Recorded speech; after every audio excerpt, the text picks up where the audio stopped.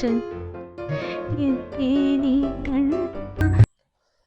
Guys, അപ്പോൾ എല്ലാവർക്കും പുതിയൊരു വീഡിയോയിലേക്ക് സ്വാഗതം. നമ്മൾ എപ്പോഴത്തെയും പോലെ തന്നെ രേണുസുതി കണ്ടന്റ് തന്നെയാണ് എടുത്തിരിക്കുന്നത്. താല്പര്യമുള്ളവർക്ക് കാണാം, ഇല്ലാത്തവർക്ക് വീഡിയോ സ്കിപ്പ് ചെയ്യാം. ഞാൻ വീഡിയോയുടെ തുടക്കം തന്നെ പറയുകയാണ്.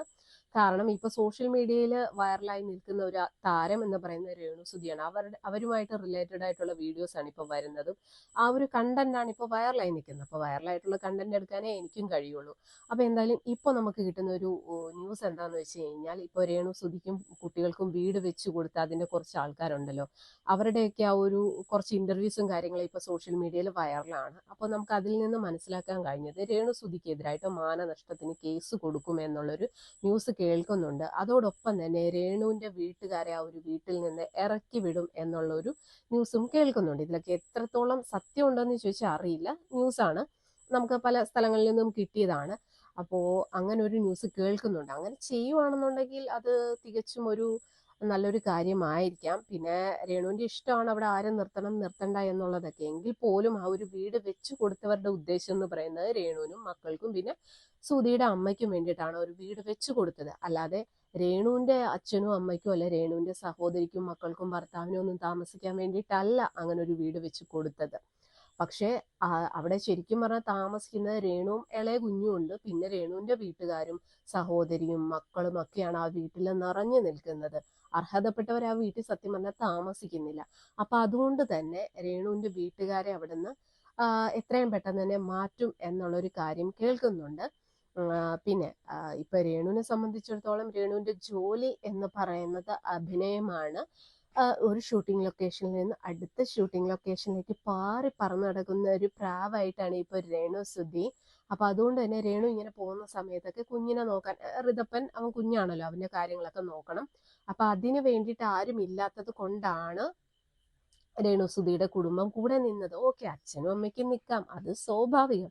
പക്ഷെ ഈ സഹോദരീനെയും ഭർത്താവിനെയും മക്കളെയൊക്കെ എന്തിനാണ് ഇവിടെ കയറ്റി താമസിപ്പിച്ചിരിക്കുന്നതെന്ന് ചോദിച്ചാൽ അത് ഒരു തരം മറ്റെടുത്ത് പരിപാടിയല്ലേ. എന്നിട്ട് രേണു പറയുന്നുണ്ട് പല ഇന്റർവ്യൂവിലും, അവൾ ഇവിടെ അല്ല താമസിക്കുന്നത്, എൻ്റെ സഹോദരി ഇവിടെ അല്ല താമസിക്കുന്നത്, ഇവര് താമസിക്കുന്നതിൻ്റെ അതായത് സുധീലയത്തിന്റെ തൊട്ടു പുറകിൽ ഒരു വാടകയ്ക്കൊരു വീടെടുത്തിട്ടാണ് അവർ താമസിക്കുന്നതെന്നൊക്കെ പറയുന്നുണ്ട്. മൊത്തം കള്ളത്തരമാണ്. വായെടുത്തൽ നാക്കെടുത്തൽ കള്ളത്തരം മാത്രമാണ് ഈ സ്ത്രീ പറയുന്നത്.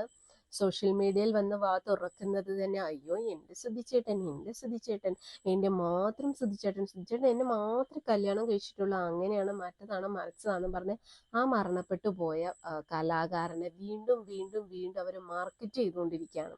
ശരിയാണ്, ആ ഒരു കലാകാരന്റെ പേരിൽ തന്നെയാണ് ഇവർക്ക് ഇത്രത്തോളം ഒരു എല്ലായിടത്തും ഒരു ഒരു പ്രത്യേക ഒരു പരിഗണന കിട്ടുന്നത്. അതുപോലെ തന്നെ ഇപ്പൊ ഒരുപാട് സിനിമയിലായിക്കോട്ടെ അങ്ങനെയുള്ള ഒരുപാട് അവസരങ്ങൾ ഇവർക്ക് കിട്ടിയതും ആ ഒരു കലാകാരന്റെ പേരിൽ തന്നെയാണ്. അതിൽ യാതൊരു മാറ്റവും ഇല്ല.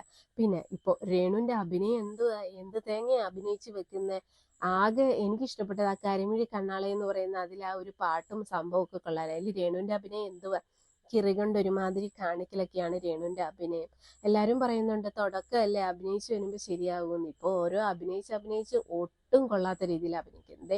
കഴിഞ്ഞ ദിവസം ഒരു സിനിമ ഇറങ്ങിയിട്ടുണ്ടായിരുന്നു, രേണുവിന്റെയും പ്രതീഷിന്റെയും പിന്നെ അലിൻ ജോസ് പെരേരയുടെ ഒക്കെ ഒരു സിനിമ ഇറങ്ങിയിട്ടുണ്ടായിരുന്നു. അതിലൊക്കെ എന്തുവാ കാണിക്കുന്നത്, എന്തോ വലിയ സ്റ്റാറാന്നും പറഞ്ഞ പുള്ളിക്കാരി അതിനകത്ത് അഭിനയിച്ചങ്ങ് തകർക്കുന്നത്. ഒരു മണ്ണാങ്കട്ടയില്ല, ഒരു തേങ്ങായും ഇല്ല, ഒന്നും അറിയത്തില്ല. എന്തോ വലിയ സംഭവമാന്ന് പറഞ്ഞ് ഭയങ്കര ഫാഷനിലൊക്കെ അങ്ങ് വന്നിരുന്ന് അങ്ങ് അഭിനയിച്ച് തകർക്കുക. ഇതൊക്കെ പോരാണ്ട് ഇനിയും സിനിമകൾ വരാൻ പോകുന്നു. അയ്യോ സമ്മതിക്കണം. സിനിമാക്കാർക്കൊക്കെ ഇത്ര ദാരിദ്ര്യമാണോ എന്നാണ് ഞാൻ ഓർക്കുന്നത്. അഭിനയിക്കാൻ ഇത്ര പോലും ആൾക്കാരില്ലാഞ്ഞിട്ടാണോ ഇതുപോലുള്ള സാധനങ്ങളെയൊക്കെ കൊണ്ട് അഭിനയിപ്പിക്കണേന്ന് അറിയത്തില്ല. അലിൻ ജോസ് പെരേര, ആറാട്ടണ്ണൻ, പിന്നെ രേണുസുതി, പ്രതീഷ്, ഇങ്ങനെയുള്ളവരൊക്കെയാണ് മെയിൻ താരങ്ങൾ. കഷ്ടം തന്നെ. നമ്മുടെ സിനിമാ മേഖലയ്ക്ക് ഇത്രത്തോളം അതപ്പതിക്കുമെന്ന് ചോദിച്ചാൽ അതപ്പതിക്കുമെന്ന് ഇപ്പം മനസ്സിലായി. എന്തായാലും ഇനി ആകെ ഒരു ഇതെന്ന് വെച്ച് കഴിഞ്ഞാൽ ബിഗ് ബോസിലേക്ക് രേണുസുതി ഉണ്ട് എന്ന് പറയുന്നുണ്ട്. അത് അടുത്ത മാസം, അതായത് ഓഗസ്റ്റ് ആദ്യത്തോടുകൂടി ബിഗ് ബോസ് തുടങ്ങും. അപ്പൊ അറിയാം രേണുസുതി അതിലുണ്ടോ. ഉണ്ടെങ്കിൽ ബിഗ് ബോസ് കത്തും, അതിൽ യാതൊരു സംശയമില്ല. കാരണം സോഷ്യൽ മീഡിയയിൽ അത്രത്തോളം വൈറലായിട്ട് നിൽക്കുന്ന ഒരു താരമാണ് ഈ പറയുന്ന രേണുസുതി. അതുകൊണ്ട് തന്നെ അങ്ങനെ ഒരാള് ബിഗ് ബോസിൽ വന്നാലുള്ള അവസ്ഥ എന്തായിരിക്കും. എന്തായാലും നമുക്ക് അടുത്ത മാസം അറിയാം.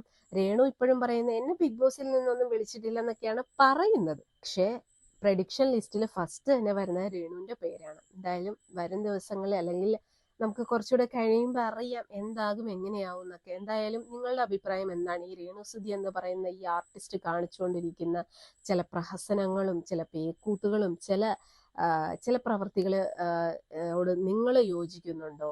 എല്ലാവരും കമൻറ്റ് ചെയ്യാൻ മറക്കരുത്. അതുപോലെ തന്നെ എൻ്റെ ഈ ഒരു ചാനൽ ആദ്യമായിട്ടാണ് കാണുന്നതെങ്കിൽ ഇതുവരെ സബ്സ്ക്രൈബ് ചെയ്യാത്തവരാണെങ്കിൽ ഒന്ന് സബ്സ്ക്രൈബ് ചെയ്യുക. വീഡിയോസൊക്കെ ഇഷ്ടപ്പെടുവാണെങ്കിൽ ലൈക്ക് ചെയ്യുക. എന്തെങ്കിലും അഭിപ്രായങ്ങളുണ്ടെങ്കിൽ കമൻറ്റ് ചെയ്യാനും കൂടെ മറക്കരുത്.